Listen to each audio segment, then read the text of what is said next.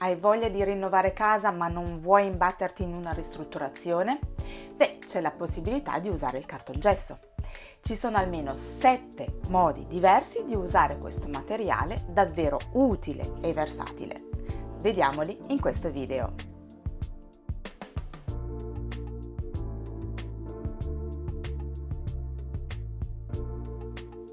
Ciao, benvenuta su questo canale. Sono Virginie, interior designer e mi occupo di case che rappresentino al 100% chi deve viverle, dalla consulenza all'intero processo di ristrutturazione.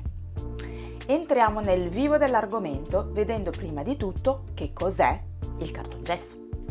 Si tratta di pannelli o di lastre composte da gesso e fogli di cartone.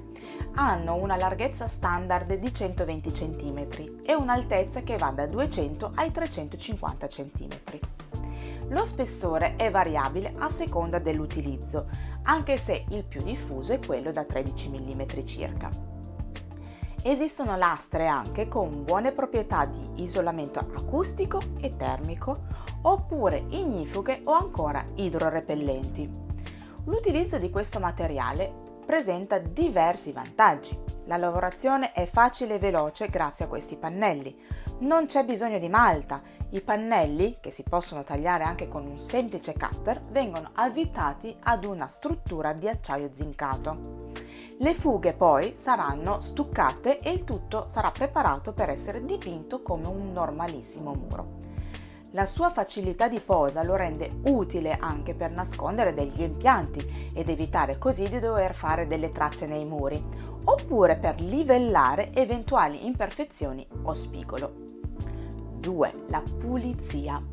I pezzi sono praticamente pronti all'uso, non si usano latterizi né malta come abbiamo detto prima, viene quindi sollevata pochissima polvere e una volta finita la lavorazione basterà una normalissima pulizia. Personalizzazione. Grazie alla facilità di lavorazione è molto adatto per realizzazioni su misura. È possibile avere anche forme curve, mettere delle anti o aggiungere l'illuminazione integrata. 4. Facilità di rimozione. La facilità di posa si ritrova anche nella sua eventuale rimozione. 5. Costi. Le lavorazioni in cartongesso hanno un costo inferiore rispetto alle stesse lavorazioni fatte però con il legno o il laterizio. Ovviamente qualche svantaggio c'è, ma tutto sommato minimale. I forti urti. Le lastre sono resistenti a livello superficiale e resistono agli urti medio-lievi, ma certo non a quelli forti. La lastra si può ammaccare o rovinare se gli dai un colpo forte, un pugno. I pesi. Quadri, mensole o lampadari possono essere troppo pesanti, quindi per metterli ci vanno degli appositi ganci e tasselli. Per carichi più pesanti esistono addirittura tasselli da applicare all'intelaiatura.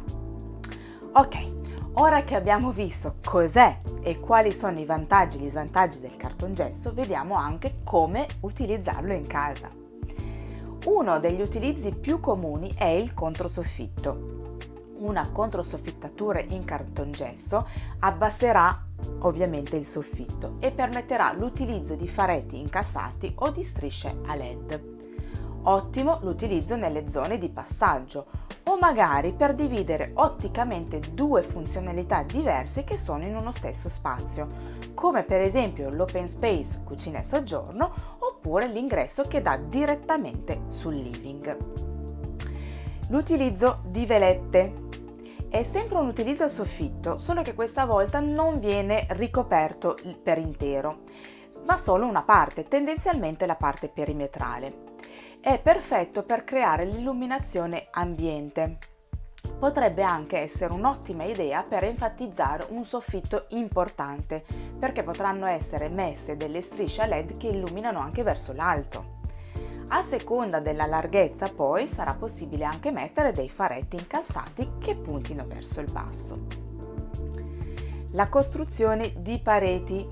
Può sostituire del tutto i mattoni per una costruzione di pareti per dividere degli ambienti. Questo è molto comodo se questa divisione la si vuole fare quando già si abita la casa. La facilità di posa e la pulizia dell'opera rende questo intervento davvero poco invasivo. Ancora, lo puoi usare per la costruzione di divisori.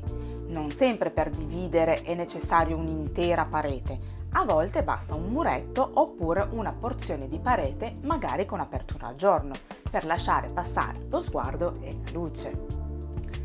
Puoi ancora usarlo per creare arredi su misura. La sua versatilità permette la costruzione di armadi, librerie, pareti attrezzati, nicchie. Davvero, con un po' di fantasia si può fare di tutto. In camera da letto, per esempio, può diventare una originale parete con nicchie illuminate che fungeranno anche da appoggio.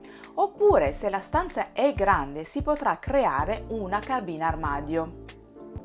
La settimana scorsa parlavo di mansarde. Il cartongesso in quella occasione diventa davvero un alleato incredibile.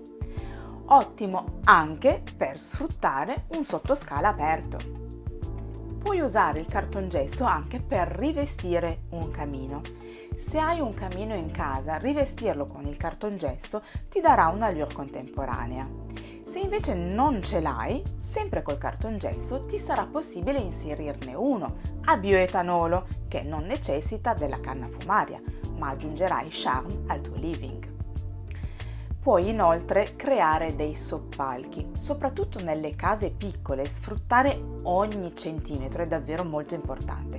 Quindi soppalcare alcune zone dove il soffitto magari è più alto potrebbe essere comodo per avere un ulteriore spazio contenitivo. Tu hai già usato il cartongesso? Fammelo sapere dove e come nei commenti. Se poi il video ti è piaciuto, fammi sapere anche questo con un like o con un commento e iscriviti al mio canale se non lo hai ancora fatto, attivando la campanella per essere avvisata quando uscirà il prossimo video. A presto, ciao!